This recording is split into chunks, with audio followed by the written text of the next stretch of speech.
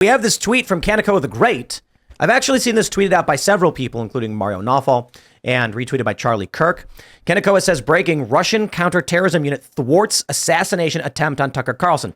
I'm going to pause really quick before I read through this and just say, personally, doubt.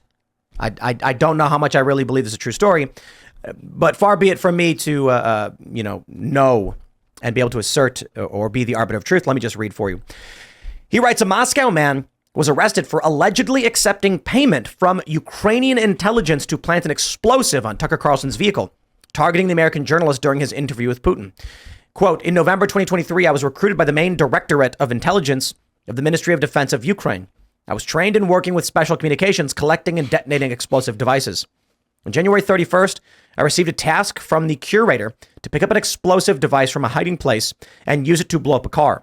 What was promised to you? Quote, $4,000. Where was the explosive device supposed to be used? Quote, in the underground parking of the Four Seasons Hotel in Moscow. I was supposed to pick up the explosive device from a hiding place and place it under the car. Who was it targeting? Quote, I wasn't told.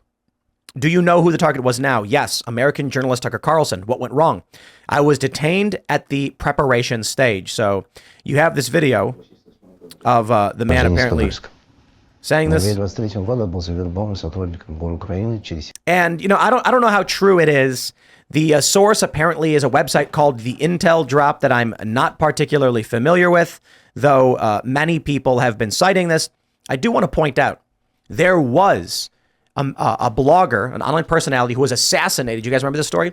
When he was given a bust, like a sculpture of his head or something, and it was placed in a bag at an event where he was speaking, and then there was a bomb and it exploded and actually killed a bunch of people. Wow.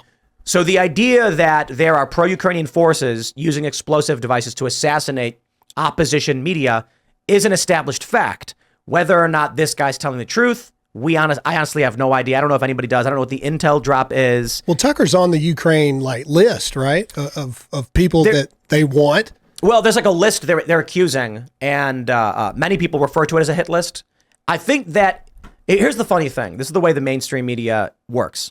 There is a list produced by Ukrainians and supported by the Ukrainian government that has a bunch of anti-Ukraine personalities and people they don't like. Right. Some of those people have gotten murdered.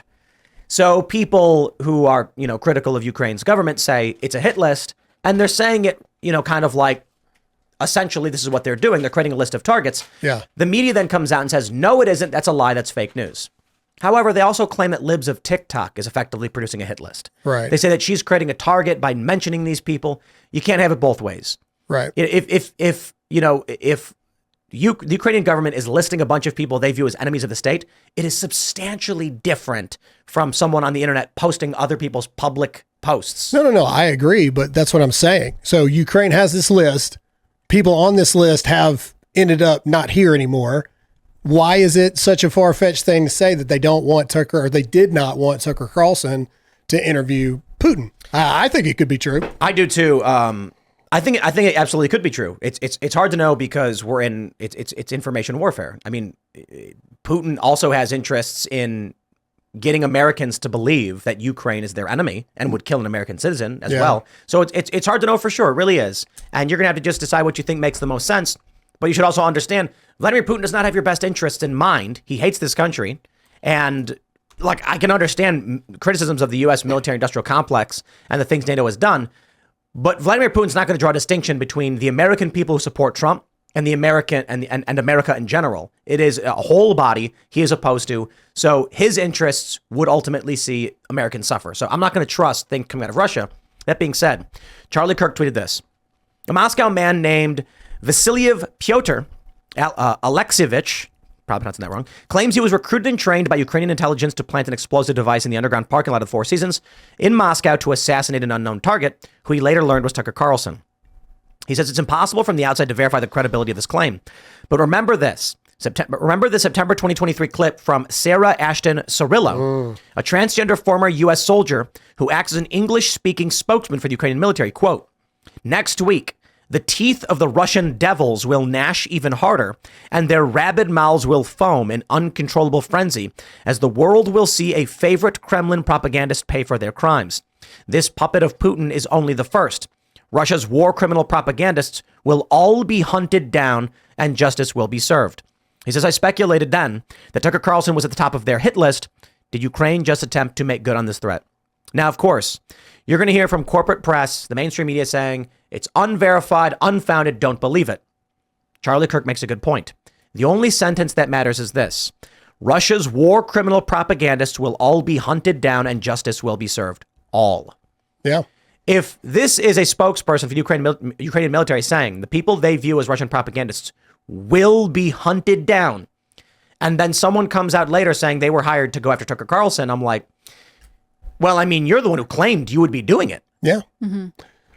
It's an interesting timing too, because Russia's on the eve of a presidential election. That's like March 15th is the Russian election. So all of the spinning that could happen right now is sort of hitting a critical fever pitch that we don't experience the same way because we're on a November timeline. Right. Whereas for Putin, this is the final 2-3 weeks before he faces an election where I assume he'll be reelected. Yeah, like it's but really for everyone an election, else, that's not the only election that's happening in Russia. Yeah. It's an interesting time. Well, the biggest thing that people have to remember, and we talk about this on our show a lot, is Ukraine is not this beacon of light and this beacon of hope in the world, and neither is Russia. Nobody's saying, yay, Putin, like Putin's awesome, no, Putin has a special place when he dies, that I believe, but Ukraine is just as bad in their ways as well. And so there are two bad countries that we're mixed in this forever war that they're trying to get us into between the two of them. So, but back to the point, I absolutely believe that this could be true.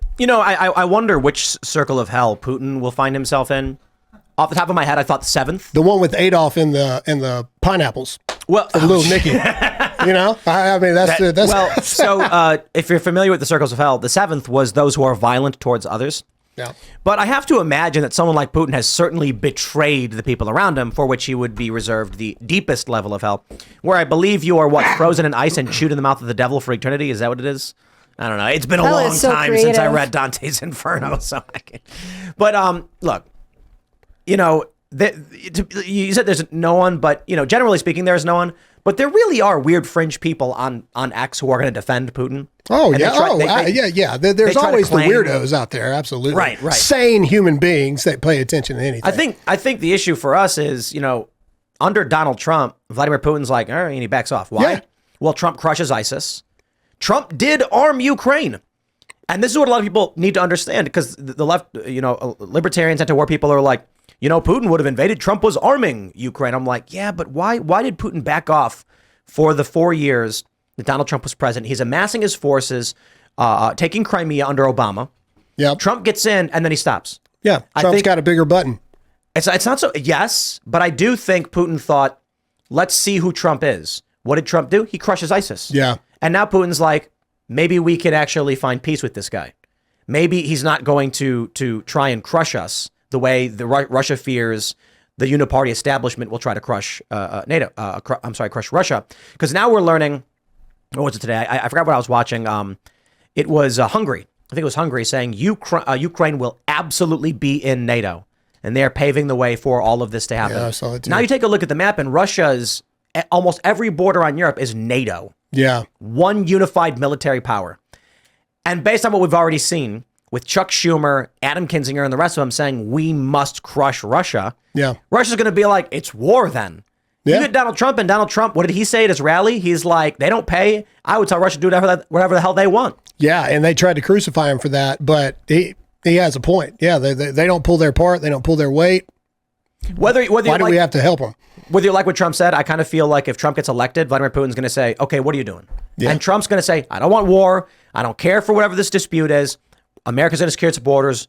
We're going to boost our economy. We're going to drill for oil. Russia, do whatever the hell you want. Yeah. What did he say in that interview? I can't remember who it was, but Trump talked about this specifically, and they said, well, what's your goal between Russia and Ukraine? I just want people to stop dying. That's my goal. I just want people, which I think is the best answer anyone said in a long time. I just want people to stop dying. You've got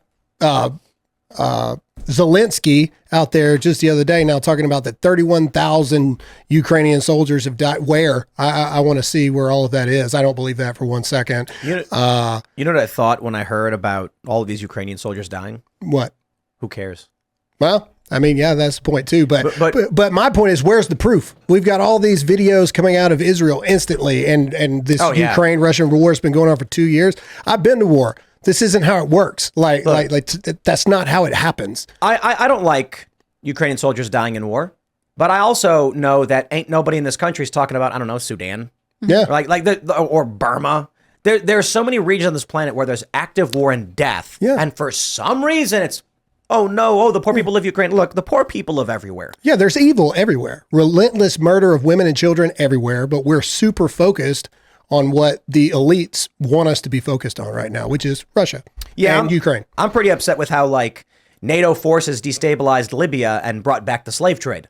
So when NATO starts expanding, not a fan of where this is going to lead to. Yeah. And then what do you get? You get a mass influx of refugees, economic migrants, and criminals flooding into Europe. Yeah. And now, what's really fascinating about the immigration crisis in the U.S. is everything I'm hearing that we've been talking about was said about Europe 6-7 years ago. Yeah. They're always about 10 years ahead of us on what's going to happen. Yeah. Man, here we are. What stuff? What do you mean? Well, so, 6 or 7 years ago across Europe, you had economic migrants from sub-Saharan Africa traveling up through Africa to Libya, where they would be transported into Europe. Now, it's still happening, mind you, but it was massive waves of boats. And there were a lot of people coming from Afghanistan and Syria, but they were substantially less. There was the Western, Central, and Eastern migration routes to the Mediterranean. And I believe the Central was the dominant one, which was mostly economic migrants from sub-Saharan Africa coming into Europe, being lied to. They were being told by NGOs, if you come here, there's jobs, there's shelter, there's food. And when they showed up, it was freezing and they were living in tents. And I actually interviewed some of these individuals in France at one of these, they had a gigantic inflatable migrant center where everyone was just sitting in a big open space. And outside, I asked some people and they said, we were lied to. It's freezing here. There's no food. There's no jobs. They tricked us. And that's exactly what we end up seeing with a lot of people coming in the migrant caravans to the United States. Yeah. There are NGO groups massively funded that have been encouraging people to come to Europe and the United States. Part of me wonders it's funny, we're talking about war with Russia and all that stuff. I would love to believe that Russia was funneling money to groups to send illegal immigration into Europe and the United States to destabilize NATO. The only problem is the uniparty establishment wants it to happen. Yeah. And the politicians of Europe also want it to happen.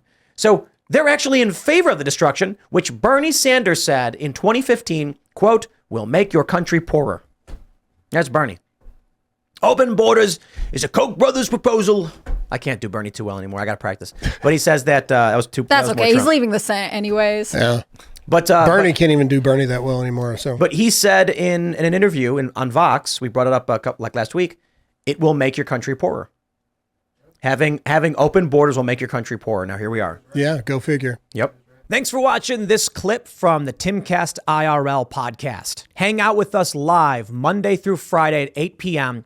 and become a member over at timcast.com for uncensored, members-only shows exclusive. Thanks for hanging out, and we'll see you all next time.